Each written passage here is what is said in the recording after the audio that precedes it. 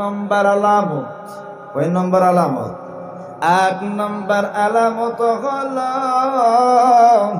দাজ্জালের আবির্ভাব। দাজ্জাল, কানা দাজ্জাল। এই দাজ্জাল সম্পর্কে আল্লাহ নবী সতর্কবাণী দিয়ে গিয়েছেন উম্মতের। প্রত্যেকটা নবী তার উম্মতকে দাজ্জাল সম্পর্কে সতর্কবাণী দিয়েছেন। আমার নবীও উম্মতদেরকে সতর্ক করে গেছেন যে উম্মতেরা, দাজ্জাল যদি আমি নবী থাকতে দুনিয়া এসে যায় তাহলে আমি প্রতিবন্ধক হয়ে যাব, আর যদি আমি না থাকা অবস্থায় দাজ্জাল এসে যায় মহান আল্লাহর কুদরতি হাতে তোমাদেরকে রেখে গেলাম। সুবহানাল্লাহ। আমার বেইরা এই কানা দাজ্জাল দুনিয়ার মধ্যে আসবে।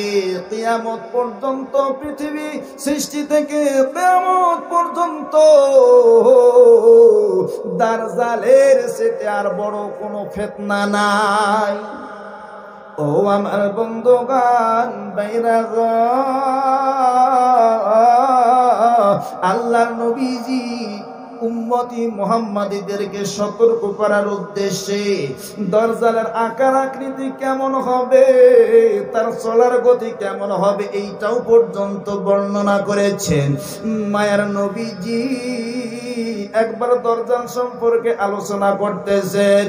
ইবনে আমর রাদিয়াল্লাহু তাআলা আনহু হতে বর্ণিত হাদিস, তিনি বলেন আল্লাহর নবী একবার দাজ্জাল সম্পর্কে আলোচনা করতেছেন। আমাদের এই আলোচনা শোনার পর মনে হলো যেন দাজ্জাল পাশের খেজুর বাগানে লুকিয়ে আছে।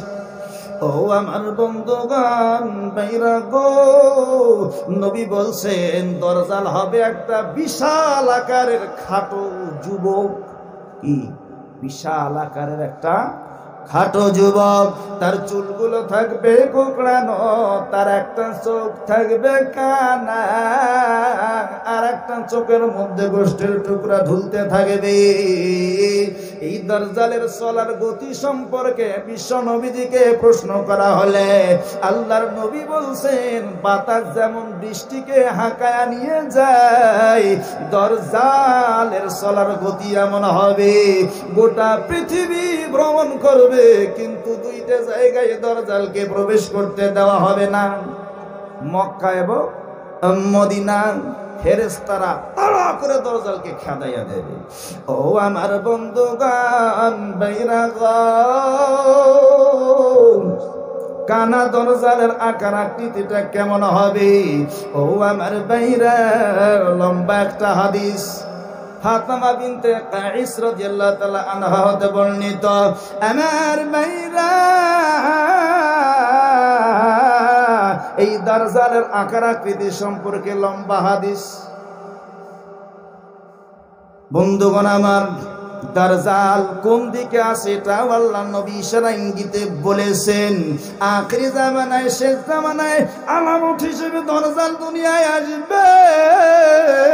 ইমাম মাহদীর আগমন হবে, ঈসা আলাইহিস সালামের আগমন হবে। 10টা আলামত যখন দুনিয়ার মধ্যে প্রকাশ হয়ে যাবে, হযরত ঈসা আলাইহিস সালাম দাজ্জালকে দুনিয়ার জমিনে হত্যা করবে। আমার বন্ধুগণ, এরপরে 10টা আলামত প্রকাশ হবার পর আমার আল্লাহ রাব্বুল আলামিন দুনিয়ার জমিনে কিয়ামতের কম্পন আরম্ভ করে দেবেন। ইযা জুলজিলাতিল আরদু জিলজালাহা, যখন গোটা জমিন প্রকম্পিত হবে, জমিনের ভেতরে যা আছে জমিন সব বাহির করে দেবে। মানুষেরা বলবে কি হলো জমিনের?